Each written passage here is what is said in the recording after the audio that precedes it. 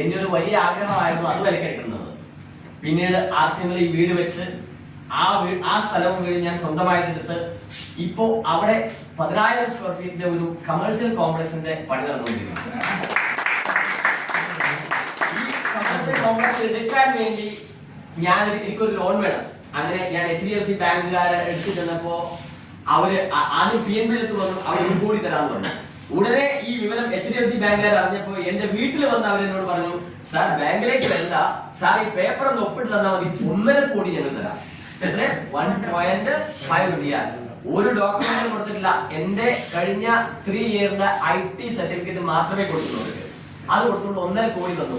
2005 ഒരു മിൽമ ബൂത്ത് തുടങ്ങാൻ 5,000 രൂപ തരാൻ കോപ്പറേറ്റീവ് ബാങ്കുകാരന് പേസറ്റ് വീട് വേണ്ടി വന്നു. ഇപ്പോ RCMലൂടെ ഞാൻ സ്റ്റാറൂബിയായി, ഒന്നും വേണ്ട, വീട്ടിൽ മാനേജർ വന്ന് പേപ്പർ ഒപ്പിട്ട് എന്റെ IT സർട്ടിഫിക്കറ്റ് പ്രസ്ഥാനത്തിന്റെ കൂടെ ഇന്ന് നിങ്ങൾ നിൽക്കണം. ജസ്റ്റ് 17 വർഷം കൊണ്ടാണ് കോർഡിനേറ്ററാണെങ്കിൽ ഇവിടെ കിട്ടുന്ന ഒരാൾ ഇന്നൊരു തീരുമാനമെടുത്താൽ ജസ്റ്റ് 3 ഇയർ കഴിയുമ്പോൾ നിങ്ങൾ RCMന്റെ കോർഡിനേറ്ററാണ്. പക്ഷേ சோ அந்த வீடு பாத்தீங்களா, அந்த வீடு தான் இப்ப அந்த இடத்துல ஒரு கமர்ஷியல் பில்டிங் வரப்போகுது. அவருடைய பழைய வீடுன்ற இடத்துல ஒரு கமர்ஷியல் பில்டிங் வந்து கட்ட போறாரு. அதுக்கு சார் ஒரு விஷயம் ரொம்ப முதல்ல சொன்னார். என்ன தெரியுமா? நான் வந்து நன்றி கடன் பட்டிருக்கேன். யார் தெரியுமா? அவங்க சித்திக்கு.